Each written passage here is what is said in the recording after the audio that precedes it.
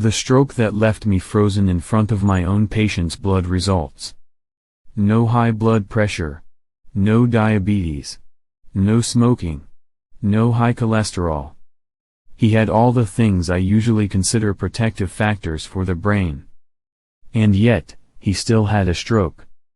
I remember that morning clearly, when Mr. Stanley walked into the emergency room, his face slightly drooping on the right, lips stammering out a few broken words.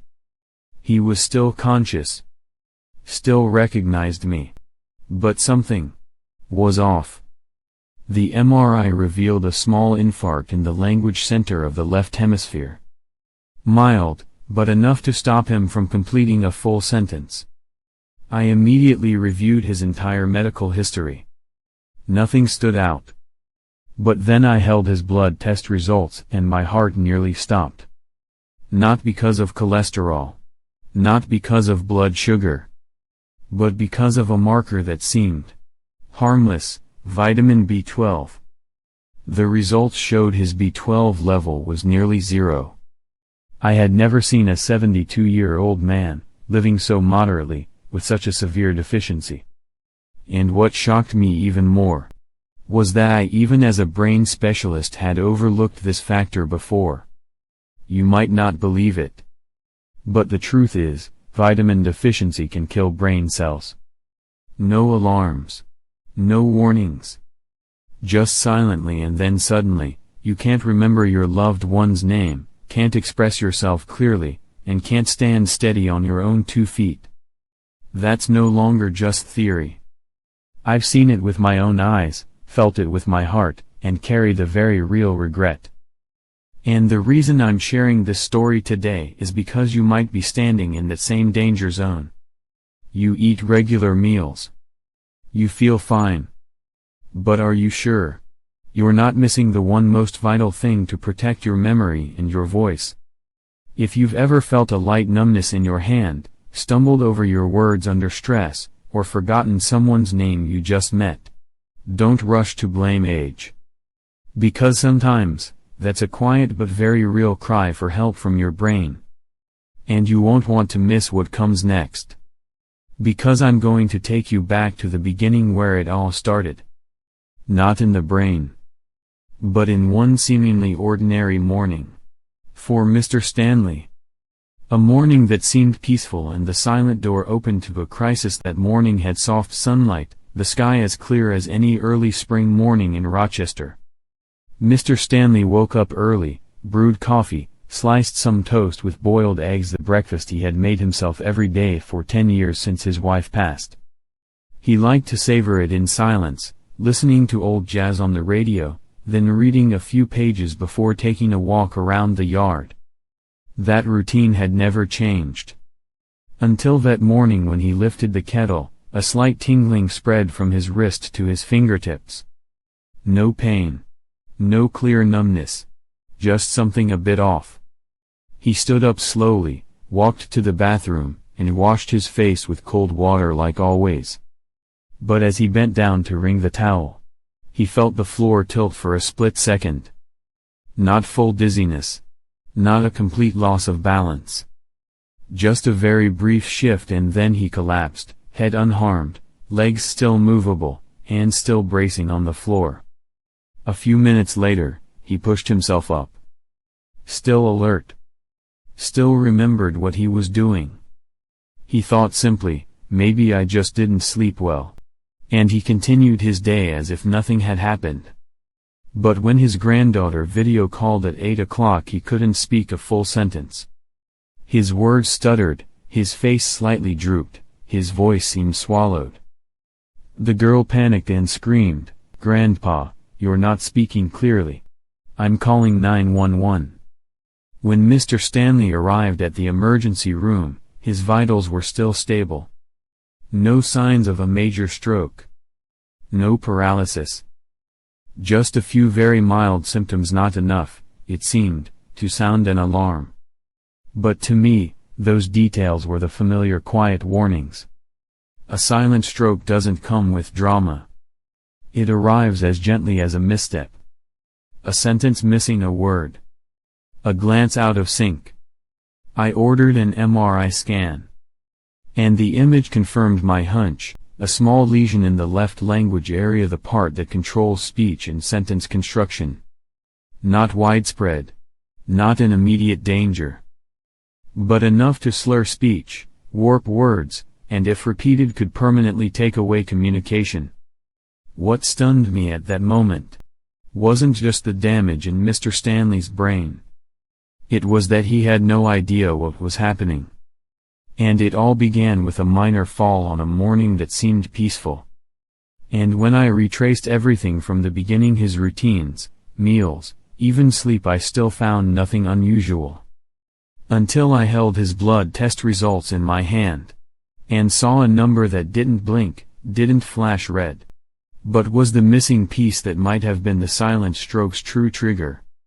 And that's when I realized I had to ask again, how could someone living so healthily still face such brain damage? A tiny marker and the forgotten piece that led to a silent stroke. I had reviewed Mr. Stanley's entire medical file. No smoking. No alcohol. No high blood pressure. A man who lived moderately, exercised regularly, and ate 3 meals on time. I began to feel confused. When all risk factors were ruled out, I had to recheck every blood test result. Then my eyes stopped on a number that, honestly, I had overlooked many times before. Vitamin B12, 118 picograms per milliliter. To most doctors, this is not an immediately dangerous number. It's not an alarm signal. Not among the top acute threats to the brain. But to me, this time, it was a sign. I immediately checked homocysteine and the result was higher than recommended. That was the final puzzle piece revealed. A lack of vitamin B12 disrupts the metabolism of homocysteine in the blood. Homocysteine is an amino acid that can inflame and damage blood vessels if it builds up. It causes no pain. No fever. Doesn't make you feel tired. But it silently erodes the lining of brain vessels, thinning their walls, making them fragile.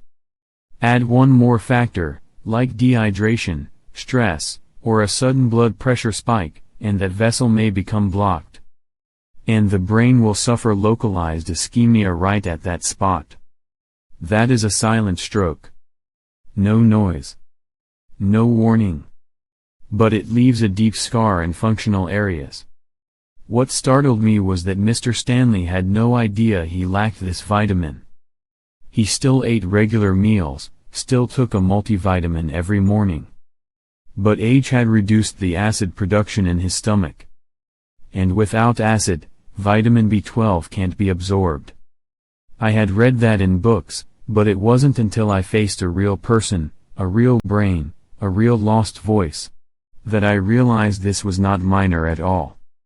I thought about how many other seniors are out there, also living moderately, thinking they're healthy, believing everything is fine. But in their blood homocysteine may be quietly rising day by day, and the door to a silent stroke may be inching open. We cannot see a stroke until it happens. But the body always sends signals beforehand, we just haven't learned how to listen. Right now, I'll share those signals, the subtle signs you might be missing every day. They don't cause pain. But they are whispers from deep within your brain that something is out of balance. The silent signals and the common mistakes that cause people to ignore them. When I asked Mr. Stanley if he noticed anything unusual before the silent stroke happened, he paused for a few seconds, then gently said, "I felt something strange in my right hand a few days before. But it didn't hurt. Just a bit numb. I thought maybe I slept in a bad position." I nodded. Because I've heard that. Far too many times. A light numbness, a brief tremor, a few seconds of confusion, stumbling over a sentence. Those are gentle knocks on the brain's door. But we usually don't open it. We assume it's just old age stuff. Have you ever been mid-sentence and suddenly forgotten a word? Ever felt lost walking out of a grocery store? Picked up your phone and forgot who you meant to call? These things aren't always serious. But when they start showing up more often, more frequently, you need to pause. Because they may be gentle warnings from your brain that nutrition for your nervous system is lacking, that blood vessels are losing flexibility, that a silent stroke may be drawing near. I've seen those signs in many patients, none of whom thought they were in danger. They still walked around, still laughed and talked, still went shopping, played with grandkids. But in their brains there were areas slowly losing blood, not causing pain, but silently losing function day by day. What I regret most is, many of them were taking vitamins regularly, and still deficient. Because not everyone absorbs them properly. One of the biggest mistakes older adults often make is thinking that taking a multivitamin is enough. No blood tests. No metabolic enzyme checks. Just trusting that the daily capsule will take care of everything.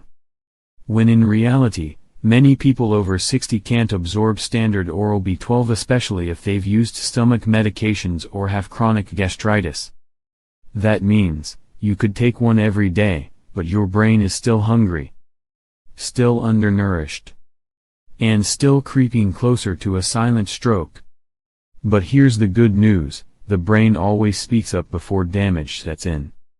If you just listen and act in time, you can absolutely preserve your memory, your speech, and your true self. And in the next part I'll share how simple checks and daily habits can help you prevent silent stroke. No meds, no fear, just the right approach. From one small change I learned how to preserve an entire forgotten part of the brain. I still remember the day Mr. Stanley returned after his recovery. He walked into the clinic slowly, his face brighter than the day he was admitted. For the first time, I heard him speak a full sentence, without stumbling, without hesitation. That first sentence was, "I've changed, doctor." But what choked me up wasn't the words, it was the look in his eyes, a look of awareness. I asked myself, what truly made the difference?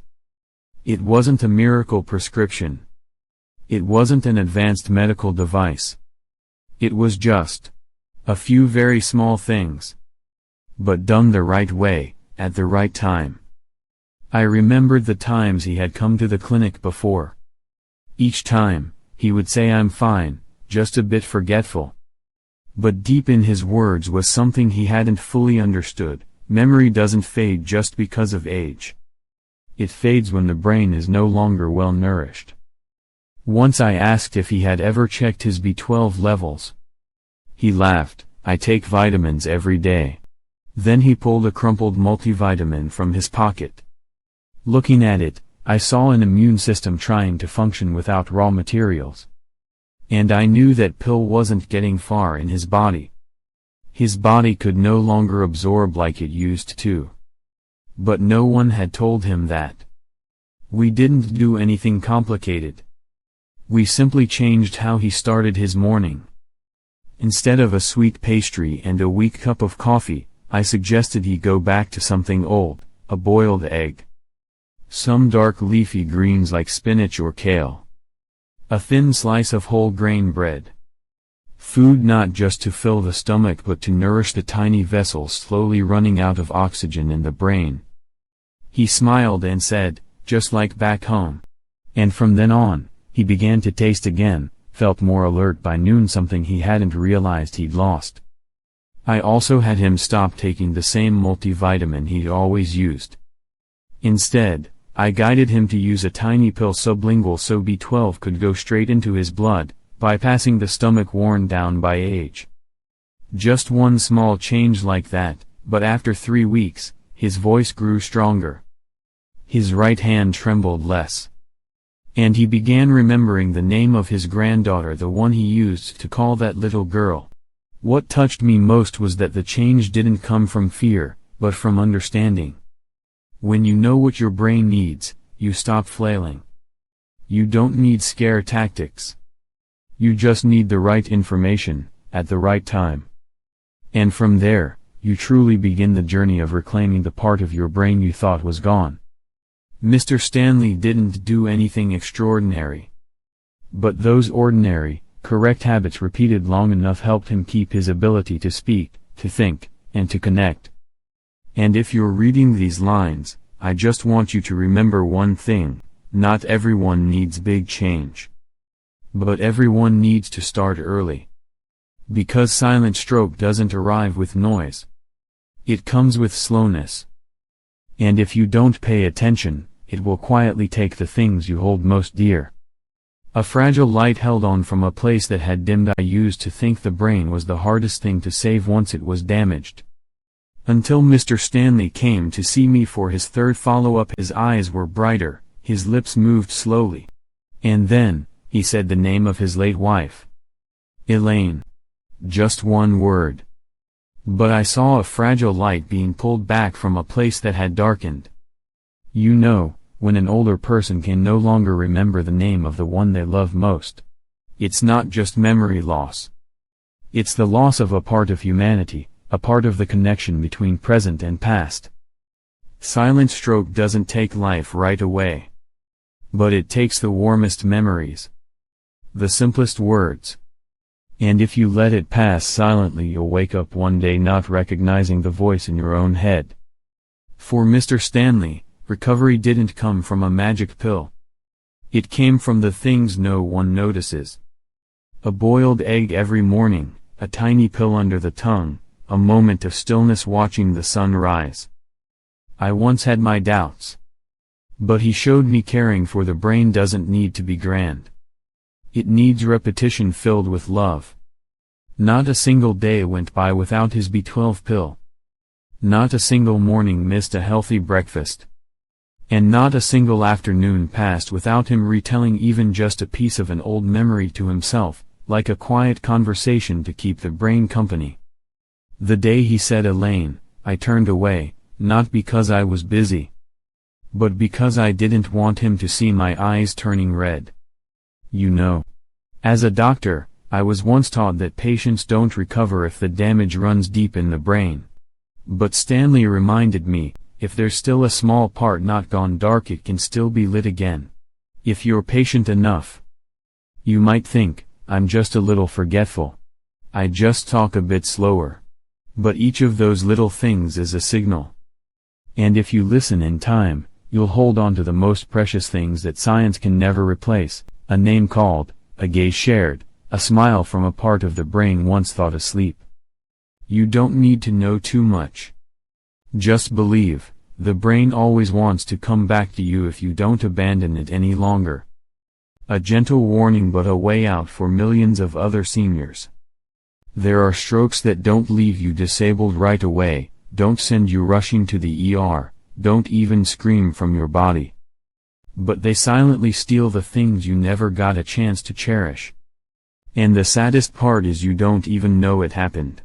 Until it's too late. I used to think medical warnings had to be loud. But for older adults, what truly makes them pause and reflect is often just a gentle sentence said at the right moment. One time, I sat next to Mrs. Margaret, 73 years old, who once spoke to me with the sharp, witty tone of a happy retired teacher. But just a few months later, she forgot her grandson's name.